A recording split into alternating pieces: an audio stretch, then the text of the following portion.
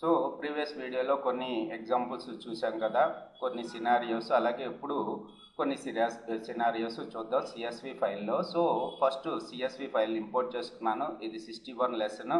So what is the job title of Joseph Driscoll? Note use all caps, otherwise you may get answer that does not match up. నాకు ఏం కావాలి అంట, ఈ CSV ఫైల్లో ఉన్న Joseph యొక్క job title కావాలి. నాకు జోసెఫ్ యొక్క జాబ్ టైటిల్ కావాలి. జోసెఫ్ అనేవాడు ఎంప్లాయీ నేమ్. ఈ ఎంప్లాయీ నేమ్ యొక్క జాబ్ టైటిల్ బాగా గుర్తుపెట్టుకోండి. ఇలాంటి క్వశ్చన్స్ మనకి నార్మల్గా ఎస్క్యూఎల్ స్ట్రక్చర్ క్వరీ లాంగ్వేజ్లో పడేవి.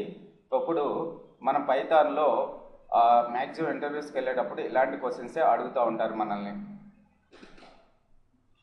సో ఫస్ట్ మనం ఏం చేద్దామంటే, శాలరీ యొక్క మనకి బాగా గుర్తుండాలి కాబట్టి శాలరీ యొక్క హెడ్ సెక్షన్లో, శాలరీ సిఎస్వి ఫైల్లో ఉన్న హెడ్ సెక్షన్లో ఒక ఫోర్ రోస్ చూద్దాం.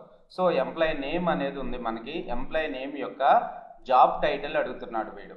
ఓకే, ఎంప్లాయీ నేమ్ యొక్క జాబ్ టైటిల్ అడుగుతున్నాడు. మరి మనం ఎంప్లాయీ నేము మొత్తం ఒక్కసారి ఈ జోసెఫ్ డిస్కోల్ అనే ఎంప్లాయీ యొక్క మొత్తం డీటెయిల్స్ కనుక్కొని తర్వాత మనం అతని యొక్క జాబ్ టైటిల్ కనుక్కుందాం.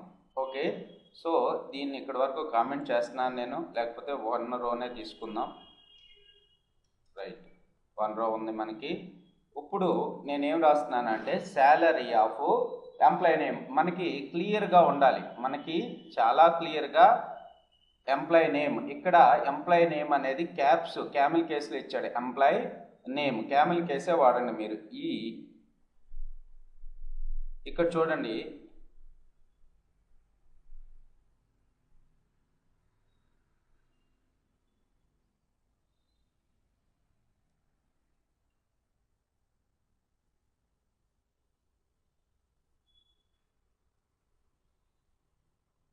సో సింగిల్ కోట్స్ ఇచ్చి ఈ అని టైప్ చేసి ట్యాప్ కొట్టాను. ఇక్కడ మనకి కాలం నేమ్స్ ఏమేమి ఉన్నాయో మనకు వస్తున్నాయి.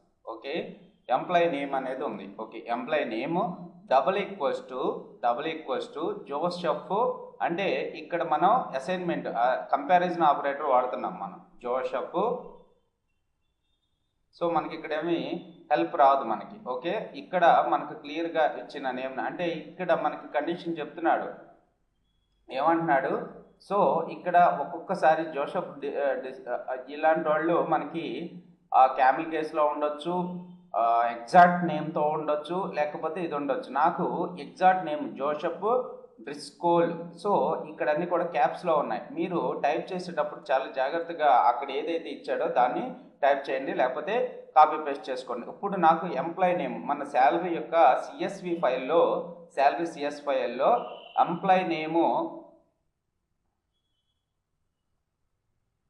నేమ్ ఎక్కడుందో చూడండి. Salary of employee name Joseph Driscoll అనేది మనకి ఒక ట్రూ అండ్ ఫాల్స్ కింద వస్తుంది. ఓకే, సో ఇప్పుడు నేనేం చేస్తున్నానంటే, మనం ఇవన్నీ ప్రీవియస్గా డిస్కస్ చేసాం ఒకసారి.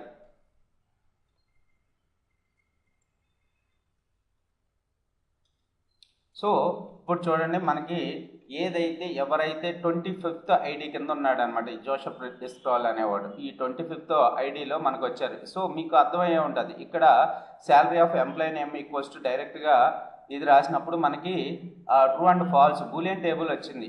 ఎక్కడైతే ఈ క్యాండిడేట్ ఉన్నాడో అక్కడ మనకి ట్రూ వాల్యూ అనేది డిస్ప్లే అయ్యింది. ఓకే, సో అందులో ఉన్న వాల్యూ కావాలంటే salary of employee name equals Joseph. ఇది వరకు చిన్న ఎగ్జాంపుల్స్లో మనం చూపించాం పర్టికులర్ కాలంను రిట్రైవ్ చేసుకోవడానికి ఏం చేయాలనేది. సో మనకి ఇక్కడ జోసెఫ్ డిస్కోల్ యొక్క ఐడి వచ్చింది, జాబ్ టైటిల్ వచ్చింది, అన్నీ వచ్చింది. ఓకే, కానీ నాకు ఇప్పుడు ఏం అడుగుతున్నారు, ఓన్లీ జాబ్ టైటిలే అడుగుతున్నారు. కాబట్టి మనం ఇక్కడ ఏం రాద్దాము అంటే,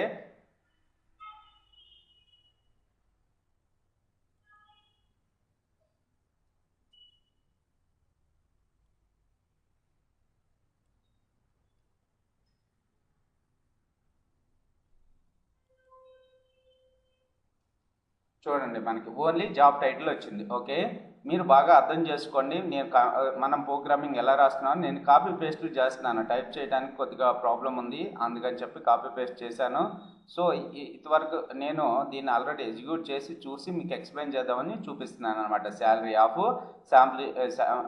of employee name equals to Joseph. Job title అనేది రెండో పారామీటర్గా పాస్ చేశాను నేను. ఇక్కడ ఎగ్జాక్ట్గా అతని జాబ్ టైటిల్ ఏంటి అనేది మనకి డిస్ప్లే అవుతుంది. అలాగే how much does Joseph Driscoll make including benefits అంటున్నాడు. So how much does Joseph make including benefit ఇక్కడ మనకి ఏమొచ్చింది, టోటల్ పే కానీ టోటల్ పే బెనిఫిట్స్. సో మనకి ఏమంటున్నారు, నా టోటల్ పే బెనిఫిట్స్ ఎంత వస్తుంది అనేది మనల్ని అడుగుతున్నారు. సో మనం టోటల్ పే బెనిఫిట్స్ని ఫైండ్ అవుట్ చేయాలి. సో జాబ్ టైటిల్ని ఎలాగైతే మనం ఫైండ్ అవుట్ చేసామో అలాగే టోటల్ పే బెనిఫిట్స్ని కూడా ఫైండ్ అవుట్ చేయాలి, అంతే. ఓకే,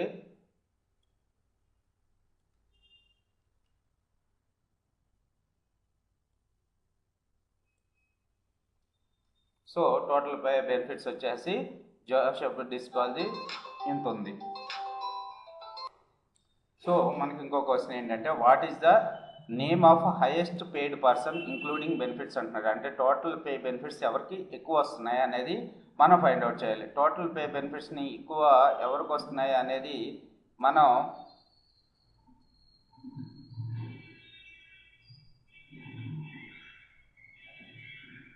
ఎలా ఫైండ్ అవుట్ చేస్తాం, టోటల్ పే బెనిఫిట్స్లో మ్యాక్సిమం వాల్యూ ఎవరికి వస్తుందో వాళ్ళని మనం ఫైండ్ అవుట్ చేసుకుంటే ఆ వాల్యూని మనం ఈక్వల్ చేసుకుని మనం అవుట్పుట్ని తీసుకురావచ్చు. ఓకే, సో ఫస్ట్ నేను ఏం చేస్తున్నానంటే, అసలు మన టేబుల్లో మన సిఎస్వి ఫైల్లో ఎవరికి కాదు, అసలు ఎంత టోటల్ పే మ్యాక్సిమం వాల్యూ ఉంది. మ్యాక్సిమం వాల్యూ మనం ఎలా కనుక్కుంటాం, salary of total pay benefits dot max అంటే మనకి మ్యాక్సిమం వాల్యూ ఎంత ఉందో వస్తుంది.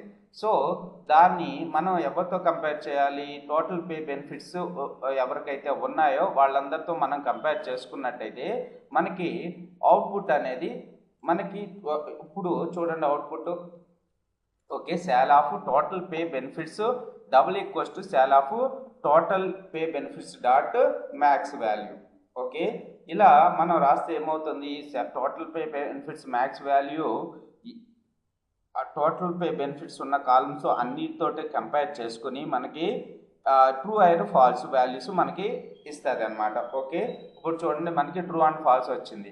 సో ఫస్ట్ ఎవరైతే జీరోతో కాలంలో అంటే ఫస్ట్ పర్సన్ ఎవరైతే ఉన్నారో ఎంప్లాయీ ఐడి 1, అతని యొక్క total pay benefits maximum value అన్నట్టు. ఓకే, మరి మనకి ఏం కావాలన్నాడు, what is the name of highest paid person అంటున్నాడు. సో మరి మనం హైయెస్ట్ నేమ్ పర్సన్ ఎలా కనుక్కోవాలి. సో ఇక్కడ ట్రూత్ టేబుల్ ఇచ్చాడు మనకి. సో ఇక్కడ మీకు ఐడియా ఉంది. ఓకే, శాలరీ ఆఫ్, సో మొత్తం అంతా కూడా నేను పెట్టుకుంటున్నాను. తర్వాత మనకు కావాల్సింది ఏంటి, ఎంప్లాయ్ నేమ్ కదా, employee name max of comma employee. చూడనప్పుడు మనకి నాతనెల్ 4, సో ఇతనే కదా.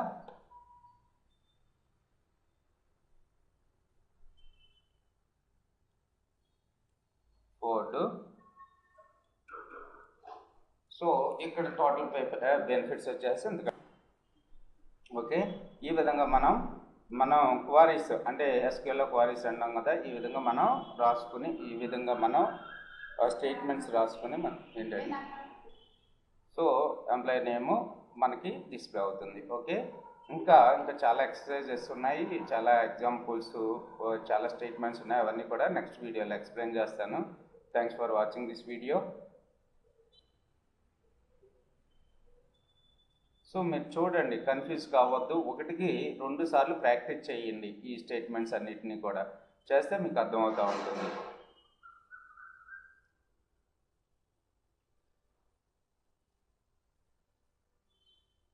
ఈ స్టేట్మెంట్స్ ఏమైనా అర్థం కాకపోతే కామెంట్ సెక్షన్లో పోస్ట్ చేయండి. యాస్టీస్గా ఒక్కసారి మీరు ఏం చేస్తారు అంటే ఈ స్టేట్మెంట్స్ని కాపీ చేసుకుని మీరు రన్ చేయండి. దాన్ని రన్ చేసిన తర్వాత మీకు ఏమైనా ఎర్రర్స్ వచ్చినాయి అనుకో, రన్ చేసిన తర్వాత మీకు అవుట్పుట్ కనపడుతుంది. తర్వాత మాన్యువల్గా మీరు టైప్ చేసుకోండి. ఓకే, శాలరీ ఆఫ్ ఇలా టైప్ చేసుకుంటూ వెళ్ళండి. టైప్ చేసుకుని మీరు కోడ్ రాస్తూ ఉంటే అప్పుడు మీకు ఏమైనా మిస్టేక్స్ ఏమైనా ఉంటే మీకు తెలుస్తూ ఉంటాయి.